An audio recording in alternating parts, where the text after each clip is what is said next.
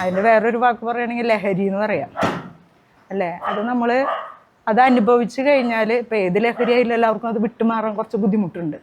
അപ്പം അങ്ങനത്തെ വേറൊരു ലഹരിയാണിത്. ഞാൻ നേരത്തെ പറഞ്ഞ മാതിരി ആ സമയമാകുമ്പോൾ നമുക്ക് പോരാൻ തോന്നും. വീട്ടിൽ കുറേ പണിയുണ്ടെങ്കിൽ അത് ചെയ്യില്ല, ഇങ്ങോട്ട് വരാൻ തോന്നും. ഇപ്പോൾ വീട്ടിലിരുന്ന ആ പണിയും ചെയ്യില്ല. അപ്പോൾ പരമാവധി ജിമ്മിലേക്ക് വരിക എന്നതാണ്. Ready go. എന്നെ തോൽപ്പിച്ചിരിക്കുന്നത് മറ്റാരുമല്ല, ഇന്റർനാഷണൽ പഞ്ചഗുസ്തി താരം പ്രിൻസി ടീജയാണ്. ആൾ അധ്യാപികയാണ്. പക്ഷേ യാദൃശ്ചികമായിട്ട് ഈ ഒരു ഫീൽഡിൽ വന്ന് 2 പ്രാവശ്യം ഇന്റർനാഷണൽ വിന്നറാണ് അദ്ദേഹം. ടീച്ചറുടെ വിശേഷങ്ങളിലേക്ക് നിങ്ങൾ ഓരോരുത്തരെയും ഹൃദയപൂർവ്വം സ്വാഗതം ചെയ്യുന്നു. നമസ്തേ. അപ്പൊ ടീച്ചറെ തുടങ്ങി എന്തായാലും വലിയ സന്തോഷം. ഇങ്ങനെ നമുക്കിങ്ങനെ പ്രത്യേകിച്ച് വനിതാ ദിനം, വനിതകൾക്ക് അവരുടെ വിശേഷങ്ങളൊക്കെ പറയാം. അതെ അതെ അതെ, വനിതകളെ മുന്നോട്ട് കൊണ്ടുപോകാനായിട്ടാണല്ലോ ഈ വനിതാ ദിനമൊക്കെ അത് വെച്ചിട്ടുള്ളത്. അപ്പൊ അത് വനിതകൾക്കും കൂടി അതൊരു വലിയൊരു കാര്യമാണ്. കുടുംബം അങ്ങനത്തെ വിശേഷങ്ങളൊക്കെ പറ്റി പറഞ്ഞ് നമുക്ക് സ്റ്റാർട്ട് ചെയ്യാം. എവിടെയാണ് വീട്? എന്റെ വീട് മണലൂര്, ആളുടെ വീട് കണ്ടച്ചങ്കടവ്. പിന്നെ ഇപ്പൊ ഞങ്ങൾ ഇവിടെ വന്നിട്ട് 13 വർഷം കഴിഞ്ഞു. ഈ വീട് താമസാക്കിയിട്ട് 13 വർഷം. അതായത് നിങ്ങൾ ആ ഭാഗത്ത് നിങ്ങൾ ഇവിടെ ജോലിയായിട്ട് വന്നതാണ്? ജോലി പൂമലയിലായതുകൊണ്ടേ, പൂമല ഞാൻ 18 വർഷം അവിടെ വർക്ക് ചെയ്തിട്ടുണ്ട്. അപ്പോ ഇനിയിപ്പോ അവിടെ തന്നെയാവും കണ്ടിന്യൂസ് ആയിട്ട് തുടരുക എന്നുള്ള രീതിയിൽ ഞങ്ങൾ ഇവിടെ സ്ഥലം മേടിച്ച് വീട് പണിതതാണ്. School LFUP Poomala. U P സ്കൂളാണ്. യു പി സ്കൂളിൽ 5, 6, 7. ഞാൻ സാൻസ്ക്രിറ്റ് ആണ് വിഷയം, അതുകൊണ്ട് 5, 6, 7 പഠിപ്പിക്കാം. പഠനം അങ്ങനത്തെ കാര്യങ്ങളൊക്കെ എവിടെയായിരുന്നു? പഠനം നമ്മുടെ പൊറനാട്ടുകര, അച്ഛന്റെ വീട്ടിൽ നിന്നിട്ടല്ല പഠിച്ചത്. ചെറുപ്പകാലം മുതലേ അവിടെ തന്നെയായിരുന്നു. അന്ന് പിന്നെ നമ്മൾ 5 മക്കളാണല്ലോ. ഏറ്റവും താഴെ ആങ്ങള, പിന്നെ എനിക്കൊരു ചേച്ചി, 2 അനിയത്തിമാര്. അപ്പൊ അങ്ങനെ 5 മക്കളാണ്. അപ്പോ അന്നത്തെ കാലത്ത് എന്ന് പറയുമ്പോ മക്കള് കൂടുമ്പോ അച്ഛന്റെ വീട്ടില് കൊണ്ട് താമസിപ്പിക്കുക, അങ്ങനത്തെ ഒരു ഇതുണ്ട്. ഇന്ന് പോണില്ല, ഇന്നൊക്കെ 1, 2 മക്കളൊക്കെ കാരണം അവരവരുടെ വീട്ടിൽ തന്നെയാണ്. പിന്നെ ധൈര്യമില്ല, പല വീട്ടിലും കൊണ്ടാക്കാന്ന് പറഞ്ഞാൽ മാതാപിതാക്കൾക്ക് ഒരു ധൈര്യക്കുറവുണ്ട്. അന്ന് സാമ്പത്തിക ബുദ്ധിമുട്ടും പിന്നെ സൗകര്യത്തിനും എന്തോ അങ്ങനെ എന്നെ അച്ഛന്റെ വീട്ടിലാണ് നിർത്തിയത്. 4-5 വയസ്സ് തൊട്ട് ഞാൻ 1-ാം ക്ലാസ്. അമ്മയുടെ വീട്. അച്ഛൻ എന്ന് പറയുന്നത് അമ്മയുടെ ആങ്ങളാണ്. നമ്മളങ്ങനെയാണ്. അപ്പൊ അവിടെ LP സ്കൂളില് 4-ാം ക്ലാസ് വരെ അവിടെ പഠിച്ചു. പിന്നെ പൊറനാട്ടുകര 10-ാം ക്ലാസ് വരെ അവിടെ ഉണ്ട്, ശാരദ അവിടെ 10-ാം ക്ലാസ് വരെ പഠിച്ചു. പിന്നെ പ്ലസ് ടു കോളേജ് അവിടെ സംസ്കൃത കോളേജ് തൊട്ടടുത്ത്, പ്രീ ഡിഗ്രി. അപ്പൊ പിന്നെ 10-ാം ക്ലാസ്സിൽ അധികം മാർക്കൊന്നും കിട്ടിയില്ല. അപ്പൊ ഫീസും കൊടുക്കേണ്ട, നമുക്ക് സ്റ്റൈഫൻഡ് ഇങ്ങോട്ട് കിട്ടും. സംസ്കൃത കോളേജ്, അതായത് കേന്ദ്രീയ വിദ്യാപീഠത്തിൽ നിന്ന് നമുക്ക് ഒരു 50% മാർക്ക് ഉണ്ടെങ്കിൽ സ്കോളർഷിപ്പ് ഇങ്ങോട്ട് കിട്ടും. അപ്പൊ അത്യാവശ്യം വട്ടച്ചെലവൊക്കെ അങ്ങനെയും കഴിഞ്ഞു. അങ്ങനെ എന്റെ പഠനത്തിനും ജോലിക്കും അങ്ങനെ അധികം വിവാഹമായാലും അങ്ങനെ പൈസ മുടക്കധികം വന്നിട്ടില്ല. അതാണ് ഇതിന്റെ ഒരു ഹൈലൈറ്റ്, ലക്ക് എന്ന് പറയുന്നത്. ദൈവാനുഗ്രഹം. സ്വന്തം ഒരാളെ കണ്ടെത്തി. അതെ, അത് സംസ്കൃത കോളേജിൽ പഠിക്കുമ്പോ ആള് ഡിഗ്രിക്കാണ് അവിടെ വന്നത്, ഡിഗ്രി 2nd ഇയറിൽ. സ്പോർട്സ് സ്പിരിറ്റ് എന്ന് പറഞ്ഞാൽ പണ്ടേ കോളേജിൽ പഠിക്കുമ്പോ നമുക്ക് സ്പോർട്സ് അന്ന് ഇൻഡിവിജ്വൽ ചാമ്പ്യൻ തന്നെയായിരുന്നു. ആളുടെ ബോയ്സിൽ ആള് ഇൻഡിവിജ്വൽ ചാമ്പ്യൻ ആയിരുന്നു, ഗേൾസിൽ ഞാനും ഇൻഡിവിജ്വൽ ചാമ്പ്യൻ ആയിരുന്നു കോളേജില്. അതായത് ഓട്ടം അല്ല, അതായത് ജാവലിംഗ്, ഡിസ്കസ്, ഷോട്ട് പുട്ട്, അതേപോലെ ബാഡ്മിന്റൺ, ടെന്നീസ്. പക്ഷെ അതൊക്കെ ഇപ്പൊ എവിടുന്ന് പഠിക്കുന്നത്? അത് പഠിക്കാന്ന് വെച്ചാല് നമുക്ക് അവിടെ കോളേജിൽ അതിനുള്ള സൗകര്യമൊക്കെ ഉണ്ട്. നമുക്ക് PT പീരീഡും ഫ്രീ പീരീഡും ഒക്കെ കിട്ടുമ്പോൾ നമ്മളത് പ്രാക്ടീസ് ചെയ്യും. അപ്പോ റിംഗ് ടെന്നീസ് ഒക്കെ അങ്ങനെ സർവീസിൽ തന്നെ ഔട്ടാക്കാന്ന് പറഞ്ഞാൽ ഭയങ്കര ഇൻട്രസ്റ്റ് അത്. ഒരു പ്രത്യേക ഒരു സർവീസ് ചെയ്യില്ലല്ലേ, അതൊക്കെ ഇപ്പൊ ആലോചിക്കുമ്പോ നല്ല രസം. അപ്പൊ അന്നേ ഉണ്ട്, കോളേജിൽ പഠിക്കുമ്പോ നമ്മുടെ ഉള്ളിൽ സംഭവം കിടക്കുന്നുണ്ട്. പിന്നെ ഇപ്പൊ ഇവിടെ ഈ കൊറോണ വന്നല്ലോ, കൊറോണയുടെ അവസാന കാലഘട്ടത്തിലാണ് നമ്മൾ ജിമ്മിൽ പോകണം, ഇത്തിരി തടിയൊക്കെ വെച്ചു. ഈ കോവിഡ് സമയത്താണ് ഇവിടെ ജിമ്മിന് പോയത്, പൂമലയിലേക്ക്. അതൊരു 2021. അതായത് തടി കുറയ്ക്കാൻ വേണ്ടി പോയതാണ്. തടി കുറയ്ക്കാൻ വേണ്ടി പോയി. പിന്നെ അവിടത്തെ നമ്മളുടെ ഓരോരുത്തരുടെ പ്രകൃതം കാണുമ്പോ ഇങ്ങനെ ഒരു ഇൻട്രസ്റ്റ് ഉണ്ട് എന്നുള്ളത് മാഷക്ക് അത് മനസ്സിലായി. അതായത് അവിടെ അതന്നെ മാഷ് നമ്മൾ ഓരോ ഇതെടുക്കുമ്പോ നമ്മളിങ്ങനെ ഇങ്ങനെ മുടക്കൊന്നും വരുന്നില്ല, അത് പോണു വെച്ചെങ്കിൽ ഈ പറഞ്ഞ മാതിരി നമ്മൾ നല്ലത് എന്ന് പറയുന്ന കാര്യങ്ങള് നമ്മുടെ മനസ്സിലേക്ക് വന്നു കഴിഞ്ഞാൽ പിന്നെ അത് നമ്മൾ വിട്ടുപോകരുത്, അതിനെ കണ്ടിന്യൂ ചെയ്യണം. അതാണ് ഞാൻ ചെയ്തു വന്നത്. പൊതുവെ ജിമ്മിന് വരുന്നവര് 2 മാസം 3 മാസം എത്തുമ്പോ നിർത്തും. അതങ്ങനെ ഉണ്ടായില്ല. കാരണം വെച്ചെങ്കില് എനിക്കത് നന്നായി തോന്നി. പിന്നെ ഇതിലേക്ക് വന്നല്ലോ, ഈ മത്സരത്തിലേക്ക് വന്നല്ലോ. മത്സരം ഫസ്റ്റ് നടന്നത് അതായത് ഏത് മത്സരം? ഈ പഞ്ചഗുസ്തി മത്സരം. പഞ്ചഗുസ്തി മത്സരം അപ്പോഴേക്കും ആ രീതിയിലുള്ള ട്രെയിനിങ്ങിലേക്ക് മാറിയായിരുന്നു. ട്രെയിനിങ് അധികം ഈ പഞ്ചഗുസ്തിയിലേക്ക് വന്നില്ല. നമ്മൾ ജിം എടുക്കും, ബോഡി ഫിറ്റ്നസ് വന്നു. ബോഡി ഫിറ്റ്നസിന് വേണ്ടിട്ട് ഞാൻ പോയത്, കുറച്ച് തടിയൊക്കെ വെച്ചപ്പോ. അത് കഴിഞ്ഞിട്ട് ഇങ്ങനെ ഒരു മത്സരം അവിടെ വാർഷികത്തിനൊക്കെ ചെയ്യാറുണ്ട്. എല്ലാ വാർഷികത്തിനും മത്സരം വെക്കാറുണ്ട് അവിടെ മാഷ്, ഈ കുട്ടികൾക്ക് വേണ്ടിയിട്ട്. അവിടെ വരുന്ന വയസ്സായാലും ഏത് മാഷിന്റെ കുട്ടികൾ വയസ്സൊന്നും ഇല്ലല്ലോ, മാഷിന്റെ കീഴിൽ വരുന്നവരെ എല്ലാവരും കുട്ടികൾ. അങ്ങനെ മത്സരിക്കുമ്പോ എനിക്ക് ഇൻട്രസ്റ്റ് ഉണ്ടായിരുന്നു. നമ്മൾ കോളേജിൽ വെറുതെ ലെക്ചർ ടേബിൾ ഇങ്ങനെ വെറുതെ പിടിക്കലൊക്കെ ഉണ്ടല്ലോ, പിടിച്ചിട്ടില്ലേ? അങ്ങനെ നിയമവശങ്ങളൊന്നും അറിയില്ല, വെറുതെ ഇങ്ങനെ പിടിക്കല ഒരു രസം, അത്രയ്ക്ക് അറിയാലോ. അപ്പൊ അങ്ങനെ അവിടെ വാർഷികത്തിന് പിടിച്ചപ്പോ അന്ന് ഇങ്ങനെ വലിയ ക്ലാസ് ഒന്നും നോക്കിയിട്ടല്ല. പെണ്ണുങ്ങള് ഒരു സെക്ഷൻ, ആണുങ്ങൾ ഒരു സെക്ഷൻ, അതില് പ്രായമായിട്ടുണ്ടോ വെയിറ്റ് കൂടിയവരുണ്ടോ അങ്ങനെ നിയമങ്ങളൊന്നും നോക്കിയിട്ടല്ല. അന്നതിൽ പിടിച്ചപ്പോ എനിക്ക് ഒരു തേർഡില് കിട്ടി. ഇവിടെ വാർഷികത്തിൽ നമ്മുടെ പൂമല. അങ്ങനെ തേടിയിട്ട് ഇപ്പൊ മാഷിക്ക് കുഴപ്പമില്ലാന്ന് അവരുടെ മനസ്സിലുണ്ടാവുമല്ലോ, സാധ്യതയാണ് എന്നുള്ളത് മാഷിന്റെ മനസ്സിലുണ്ട്. അങ്ങനെ മാഷ് പറഞ്ഞു കോലഞ്ചേരിയിൽ ഇങ്ങനെ ഒരു സ്റ്റേറ്റ് മത്സരം നടക്കുന്നുണ്ടെന്ന് പറഞ്ഞു. കോലഞ്ചേരി എറണാകുളത്ത്. അപ്പൊ ഒന്ന് പൊക്കോ, ചുമ്മാ പ്രാക്ടീസ് ഒന്നും അധികം ഒന്നും തന്നിട്ടൊന്നുമില്ല, ചുമ്മാ പൊക്കോളാൻ പറഞ്ഞു. അപ്പൊ ഞാനും ഇവിടെ ആളും കൂടിയിട്ട് കോലഞ്ചേരിയെ പോയി. കോലഞ്ചേരിയെ പോയപ്പോ ഈ പറഞ്ഞ മാതിരി എല്ലാവരും ഇതൊക്കെ എല്ലാ കൊല്ലവും വന്ന്, ഞാൻ ആദ്യമായിട്ട് പോവല്ലേ, അപ്പൊ എന്താ ഏതാവോ എന്നുള്ളൊരു ടെൻഷനൊക്കെ ഉണ്ടായിരുന്നു. അവിടെ ഈ പറഞ്ഞ മാതിരി നല്ല വെയിറ്റ് ഉള്ളവരുടെ കൂടെ തന്നെ ക്ലാസ് ഒന്നും അധികം നോക്കില്ല. മാസ്റ്റേഴ്സിലാണ് ഞാൻ ഇറങ്ങി കളിച്ചത്, മാസ്റ്റേഴ്സിൽ. എന്നിട്ട് എനിക്ക് തേർഡ് കിട്ടി സ്റ്റാർട്ടിങ്ങില്. പക്ഷെ എന്റെ ക്ലാസ് നോക്കുകയാണെങ്കിൽ 50 കഴിഞ്ഞ ഗ്രാൻഡ് മാസ്റ്റേഴ്സാ വരിക. പക്ഷെ അവിടെ ഗ്രാൻഡ് മാസ്റ്റേഴ്സിന് വേറെ ആരെയും കണ്ടില്ല. അപ്പൊ എന്നെ മാസ്റ്റേഴ്സിലിട്ട് അവരെ കൂട്ടത്തിലിട്ട് വെയിറ്റ് കൂടിയ ഇതൊക്കെ കാറ്റഗറി ഒക്കെ ഉണ്ടായിരുന്നു. അപ്പൊ അങ്ങനെ മത്സരിച്ച് എനിക്ക് അതിൽ തേർഡ് കിട്ടി. തേർഡ് കിട്ടിയപ്പോ പിന്നെ ചാൻസ് ഉണ്ട് എന്ന് പറഞ്ഞിട്ട് പിന്നെ എവിടേക്കാ പോയി, ഹൈദരാബാദിലേക്ക്. ഹൈദരാബാദിൽ പോയി, അവിടെ മെഡൽ കിട്ടി. പിന്നെ പോയതാണ് ഹൈദരാബാദിൽ പോയി മെഡൽ കിട്ടിയപ്പോ എന്താ പറയാ, ആദരവുകൾ ഇങ്ങനെ വന്നുകൊണ്ടേയിരുന്നു. സ്കൂളിന്റെ വക, LP സ്കൂള്, പിന്നെ വീട്ടില്. ഇതാരും പ്രതീക്ഷിക്കുന്നില്ലല്ലോ. വയസ്സ് 67 വയസ്സാണ്. ഒരു തരത്തിലും സമ്മതിക്കാൻ പറ്റില്ല, പക്ഷെ യാഥാർത്ഥ്യം അതാണ്. അതെ, നമുക്ക് സ്വല്പം പ്ലസ്സിലോട്ട് കൊടുക്കുക വെയിറ്റ്. അവസരമല്ല, അത് കിട്ടും, ഈസിയായിട്ട് കിട്ടും. ഇച്ചിരി കഷ്ടപ്പെട്ട് വരിക്കണം. ഒരു സ്കൂൾ അധ്യാപിക എന്ന് പറയുന്ന നിലയ്ക്ക് നമുക്ക് കണ്ടു പരിചയപ്പെട്ടതാണ്. അപ്പോൾ നമ്മൾ പണ്ടത്തെ ഇവിടുത്തെ PT മാഷായിരുന്നു പൂമല സ്കൂളിലത്തെ, UP സ്കൂളിൽ. അപ്പോൾ ആ സമയത്ത് സംസ്കൃതം പഠിപ്പിക്കുന്ന ടീച്ചർ പ്രിൻസിപ്പൽ ടീച്ചറാണ്. പിന്നെ നമ്മൾ ഈ സ്പോർട്സിന് പിള്ളേരെയൊക്കെ കൊണ്ടുപോകുന്ന സമയത്ത് ആൾ നമ്മുടെ കൂടെ ഈ ഗ്രൗണ്ടിലേക്ക് ഭയങ്കര സപ്പോർട്ടായിട്ട് വരും. പിള്ളേരെ അടിക്കി നിർത്താനും പിന്നെ നമ്മൾ ട്രെയിനിങ് കൊടുക്കുന്ന സമയത്ത് ഒരു സപ്പോർട്ടും ഭയങ്കരമായിട്ടുണ്ടായിരുന്നു. അങ്ങനെ വർഷങ്ങൾക്ക് ശേഷം നമ്മുടെ അടുത്ത് വെറുതെ തടി കുറയ്ക്കാൻ വന്ന ആളാണ്. ശരിക്കും പറഞ്ഞു കഴിഞ്ഞാൽ വണ്ണം കുറയ്ക്കണം, വയറ് കുറയ്ക്കണം എന്നൊക്കെ പറഞ്ഞ് വന്ന ആൾ ആദ്യം നമ്മളെല്ലാ കൊല്ലം ഈ ജിമ്മിലൊരു വാർഷികം വയ്ക്കുമല്ലോ. ആ വാർഷികം വെക്കുന്ന സമയത്ത് പഞ്ചഗുസ്തി വയ്ക്കും, പിന്നെ പാട്ട് പാടാൻ അറിയുന്നവർ, അങ്ങനെയൊക്കെയുള്ള സംഭവങ്ങളുണ്ട്. അപ്പോൾ ഒരു പഞ്ചഗുസ്തി മത്സരം വെച്ച് കഴിഞ്ഞപ്പോഴത്തേക്കും ലേഡികളുടെ ഒരു മത്സരം അങ്ങനെ വെച്ചു, പിന്നെ ബോയ്സിൻ്റെ മത്സരം അങ്ങനെ വെച്ചു.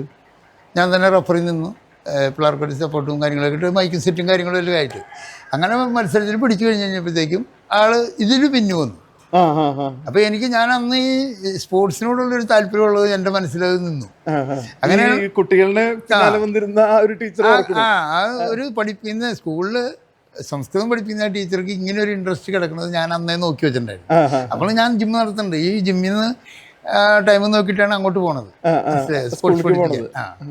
അപ്പോൾ അന്നോട്ട് നമുക്കൊരു ചെറിയൊരു ഉന്നുണ്ട്, ഈ കായികമായിട്ടുള്ളൊരു ഇത് ഒളിച്ച് കിടക്കുന്നുണ്ട് അതിനുള്ളിൽ. അങ്ങനെ അതിൽ ഈ മത്സരത്തിന് വെച്ചു ആൾ അതിൽ ഫസ്റ്റ് വന്നു, സെക്കൻഡ് വന്നു. സെക്കൻഡ് വന്ന് പണ്ടൊരു ഫസ്റ്റ് വന്ന ഒരു ഡോക്ടറാണ്, ഒരു ദന്ത ഡോക്ടറാണ്, എലീഷ എന്ന് പറഞ്ഞിട്ടൊരു ഡോക്ടറാണ്, ഓട്ടുപാറ വടക്കഞ്ചേരിയിലുള്ള. അത് കഴിഞ്ഞാൽ സെക്കൻഡ് വന്നു കഴിഞ്ഞിട്ട് ഞാൻ പിന്നെ ഒരു ജില്ലാ ചാമ്പ്യൻഷിപ്പ് ഉണ്ട് പഞ്ചഗുസ്തി പോകലെന്ന് വെച്ചപ്പോൾ ആൾ ഇങ്ങനെ പേടിച്ച് എനിക്ക് വേണ്ടി അങ്ങനെ എനിക്ക് ജിമ്മ് ചെയ്താൽ മതി അതൊക്കെയാണ്. അല്ലല്ല, അതിവിടെ ഒന്നും നിൽക്കില്ല. അങ്ങനെ നിന്നിട്ട് ഈ ജില്ല കഴിഞ്ഞ് നേരെ സ്റ്റേറ്റ് പോയി, സ്റ്റേറ്റിൽ തേർഡ് വന്നു. എനിക്ക് മതി, ഞാൻ പോകണ്ട, നാഷണലിൽ പോകണ്ട, അങ്ങനെ ഇങ്ങനെ. ഞാൻ പറഞ്ഞു ഇതിൽ സെക്കൻഡ് പിടിച്ച ആൾക്ക് പോകാൻ സാധ്യതയില്ലെങ്കിൽ, പോകാൻ പറ്റിയില്ലെങ്കിൽ എന്തായാലും തേർഡിന് ആൾക്ക് സെക്കൻഡിൽ പോവാം. അങ്ങനെ പോയിട്ട് അവിടെ ഒന്ന് വിന്നറായിട്ട് തിരിച്ചു വന്നു. നാഷണൽ പോയിട്ട് വിന്നറായി ആദ്യത്തെ ഇതിൽ. അത് 2022 ഹൈദരാബാദിൽ പോയിട്ട് വിന്നറായിട്ട് വന്നു. അവിടെ നിന്ന് അതിൻ്റെ ഇതിൽ തന്നെ ഇൻ്റർനാഷണൽ പോകണമെന്ന് പറഞ്ഞാൽ ഞാൻ പോകണില്ല എന്നായി. ഞാൻ പറഞ്ഞു പോവും. പിന്നെ കാലൊടിഞ്ഞു, വീൽ ചെയറിൽ പോയിട്ട് പാസ്പോർട്ട് എടുക്കണു, അങ്ങനത്തെ ഒക്കെ ഭയങ്കര സംഭവമായിട്ട് വിട്ടു. അതിലും ഇൻ്റർനാഷണൽ തുർക്കിയിൽ ആദ്യത്തെ അതിൽ പോയി വന്നു കഴിഞ്ഞപ്പോൾ മെഡലടിച്ച് വന്നു. ആ മെഡലടിച്ച് വന്നു കഴിഞ്ഞപ്പോൾ ഈ നമ്മുടെ നാട്ടിൽ എല്ലാവരും പറഞ്ഞില്ലേ, ആ പ്രിൻസിപ്പൽ ടീച്ചർ സാവു മാഷിൻ്റെ സ്റ്റുഡൻറ്റ് ഇൻ്റർനാഷണൽ ചാമ്പ്യനായി കണ്ട. അത് കഴിഞ്ഞ് പിന്നെ ആൾക്ക് സ്വയമായിട്ട് ഇൻട്രസ്റ്റ് തുടങ്ങി. പിന്നെ വരിക പ്രാക്ടീസ് ചെയ്യുക, 2 മണിക്കൂർ നല്ല പ്രാക്ടീസാണ്, ഇല്ല എന്ന് പറയാൻ പറ്റില്ല. അത് നല്ല പ്രാക്ടീസ് ചെയ്യും, റെസ്റ്റ് എടുക്കും, പ്രാക്ടീസ് ചെയ്യും. അങ്ങനെ അതിനുള്ള ഭക്ഷണ രീതികൾ, വെയിറ്റ് കുറയ്ക്കൽ, ചെറുകളിൽ ഒരു മെഡലടിച്ചു എന്ന് പറഞ്ഞാൽ അതിൻ്റെ ബാക്ക്ഗ്രൗണ്ട്, അതായത് എങ്ങനെയാണ് മെഡലടിച്ചു എന്നുള്ളതിനെക്കുറിച്ച് ആരും ചിന്തിക്കണില്ല. പിന്നെ എനിക്ക് ഭയങ്കരമായിട്ട് ഒരു വിഷമമുള്ളൊരു കാര്യം എന്ന് വെച്ചാൽ നമ്മുടെ സർക്കാർ ഇപ്പം കണ്ട കോട്ടി കളിക്കുന്നതിനും അങ്ങനത്തേനൊക്കെ ഭയങ്കര സംഭവം കൊടുക്കും. പിന്നെ ഞാൻ ടീച്ചറോട് എപ്പോഴും പറയും, നമുക്കൊന്നും കിട്ടിയില്ലല്ലോ, ഗവൺമെൻറ്റിൻ്റെ ഇതിനൊരു സപ്പോർട്ട് തന്നില്ലല്ലോ, ആരും സ്പോൺസർ തന്നില്ലല്ലോ, സ്വന്തം പൈസ എടുത്ത് പോകാനാണ് ഞാൻ പറഞ്ഞത്. സ്ഥലം വിറ്റാലും പോകണമെന്ന് പറഞ്ഞാൽ മെഡൽ ഉറപ്പാന്ന് പറഞ്ഞ വിട്ടെ. അപ്പോൾ ആ ഒരു കോൺഫിഡൻസ് ഉണ്ടായിരുന്നു സാർ? എനിക്ക് ഉറപ്പാണെന്ന് പറഞ്ഞാൽ അത്രയും ഇതായി എനിക്ക്. എൻ്റെ മനസ്സ് പറഞ്ഞാൽ ഞാൻ പറഞ്ഞ നാവ് പൊന്നാവും ചില സമയത്ത് എൻ്റെ. അപ്പോൾ അതുകൊണ്ട് ധൈര്യമായിട്ട് പൊക്കോന്നൊക്കെ പറഞ്ഞ് അങ്ങനെ മെഡൽ വന്നത്. അപ്പോൾ പോയി കാലൊടിഞ്ഞ കാലും വെച്ചിട്ട് പോയി പാസ്പോർട്ട് കിടന്ന് പറഞ്ഞില്ലേ, അങ്ങനെയൊക്കെ പോയിട്ട് അത് ആ ടൈമാണ്. അപ്പം ഞാൻ എൻ്റെ ചിന്തയിൽ ഇപ്പം ഞാൻ പറഞ്ഞില്ലേ, ഇഷ്ടംപോലെ മെഡലുകൾ മേടിച്ച് ഇട്ടിട്ടുള്ള ആൾ എന്നിട്ട് എന്ത് നേടി എന്ന് ചോദിച്ചു കഴിഞ്ഞപ്പോൾ ഞാൻ പറഞ്ഞൊരു ഡയലോഗ് വെച്ചാൽ, ഇപ്പം ഞാൻ മരിച്ചു പോയെന്ന് വിചാരിക്കുക. മരിച്ചു പോയുമ്പോൾ മക്കളുടെ 4-5 തലമുറയ്ക്ക് അപ്പുറം പറയും ഞങ്ങളുടെ അപ്പാപ്പൻ ഇങ്ങനെ ഒരു ചാമ്പ്യനായിരുന്നു, ആളുടെ മെഡൽ ഇതായിരിക്കണേന്ന് അവിടെ പറയും. അതിന് വലിയൊരു അംഗീകാരം വേറെയില്ല, മനസ്സിലായി. അപ്പോൾ അത് ചെറിയ കളിയല്ല.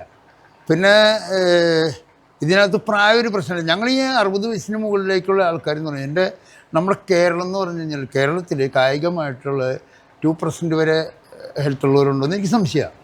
കാരണം നമ്മൾ കാണുന്നവരെല്ലാം ഈ പറഞ്ഞ മാതിരി ആരോഗ്യമില്ല, അവർ പണം ഉണ്ടാക്കാൻ ഓടണം, അങ്ങനെയുള്ളൊരു കാര്യത്തിലാണ്.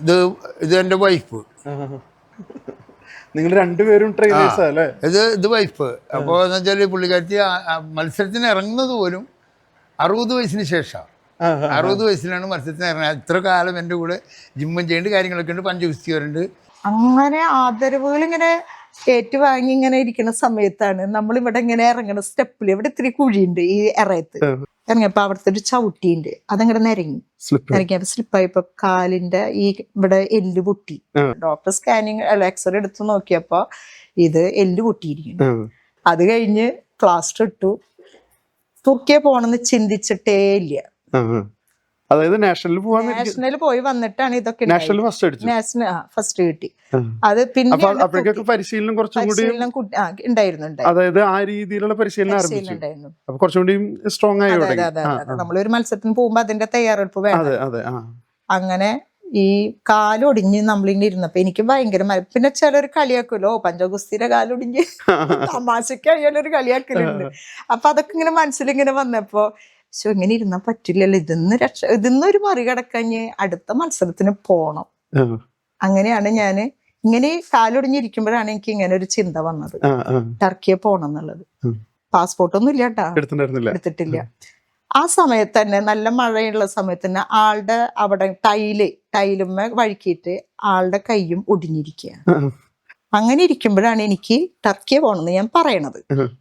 പാസ്പോർട്ടില്ല. അപ്പൊ ഞാനൊരു ദിവസം ആളുടെ അടുത്ത് പറഞ്ഞു, എനിക്ക് ടർക്കിയെ പോണം, എനിക്ക് ഇന്റർനാഷണലിൽ മത്സരിക്കണം എന്ന് പറഞ്ഞു. ആള് ഈ കാലൊടിഞ്ഞിരിക്കുമ്പോഴാണ് മത്സരിക്കാൻ പോണേ, അതൊന്നും എനിക്കറിയില്ല, എനിക്ക് പാസ്പോർട്ട് എടുക്കണം പെട്ടെന്ന് തന്നെ. എന്നാൽ ശരി പോവാം, നാളെ പോവാം, പാസ്പോർട്ട് ഓഫീസിലേക്ക് വന്നു. അങ്ങനെ ആള് അത്യാവശ്യം ഒറ്റ കൈ കൊണ്ട് വണ്ടി ഓടിക്കട്ടെ. ഒറ്റ കൈ കൊണ്ട് വണ്ടി ഓടിച്ച് ഞാൻ ഈ ഒറ്റക്കാലും വെച്ച് പാസ്പോർട്ട് ഓഫീസിൽ പോയി. അവിടെ പോയി പിറ്റേ ദിവസം വീട്ടിലേക്ക് പാസ്പോർട്ട് വന്നു. അതന്നെ അങ്ങനെ വന്നു. മെഡിക്കൽ കോളേജിൽ പോയി പ്ലാസ്റ്റർ വെട്ടിയപ്പോ കാല് നിലത്ത് കുത്താൻ പറ്റുന്നില്ല, ഭയങ്കര വേദനയായിരുന്നു. 1 മാസത്തോളം നല്ല വേദനയായിരുന്നു. ആ വേദന വെച്ചിട്ടാണ് ഞാൻ പിന്നെ ടർക്കിയിൽ പോയത്. വേദനയുണ്ട്. ടർക്കിയിൽ ഒരു 12-13 അങ്ങോട്ട് ദിവസം അവിടെ എങ്ങനെയായിരുന്നു മത്സരം? ആരൊക്കെ ആയിട്ടായിരുന്നു? അവിടെ ബ്രസീലായിട്ടാണ്. ബ്രസീൽ കയറ്റി ആ ഫോട്ടോയിലുണ്ട്. അതാണെങ്കിൽ ആ ബ്രസീൽ മാഡം ഒരു 7 കൊല്ലായിട്ട് ചാമ്പ്യനാണ്. ഞാൻ ആദ്യമായിട്ട് പോണതല്ലേ. അപ്പൊ അതിന് ഓവർ കോൺഫിഡൻസ് ഉണ്ട്. അങ്ങനെ ഭയങ്കര ആക്റ്റീവായിട്ട് ഇങ്ങനെയൊക്കെ കാണിച്ച് നടക്കുന്നുണ്ട്. ഞാൻ ദൈവമേ ഇതിന്റെ അടുത്തല്ല ഞാൻ പിടിക്കുന്ന ഉള്ളിലൊരു ആദ്യം ഉണ്ടായിരുന്നു. പിന്നെ എന്താ വെച്ചെങ്കില് ഫസ്റ്റില് ആളെ പൊട്ടിക്കാൻ എനിക്ക് പറ്റി. ബ്രസീലിനെ പൊട്ടിച്ചു. പക്ഷെ ആൾക്ക് ഭയങ്കരമായിട്ട് ദേഷ്യായി എന്റെ അടുത്ത്. ആള് ഇത് കഴിഞ്ഞിട്ട് എന്നെ 2 കൈ കൊണ്ട് ഈ നെഞ്ചത്ത് 2 അടി അടിച്ചു. ഇങ്ങനെ അടിച്ചു ദേഷ്യം വന്നിട്ട്. അപ്പോഴേക്കും അവിടുത്തെ റെഫറി പറഞ്ഞു മാറ്റി നിർത്താന്ന് പറഞ്ഞിട്ട് അങ്ങനെ മാറ്റി നിർത്തി. അത് കഴിഞ്ഞിട്ട് എനിക്കും ദേഷ്യം വന്നു.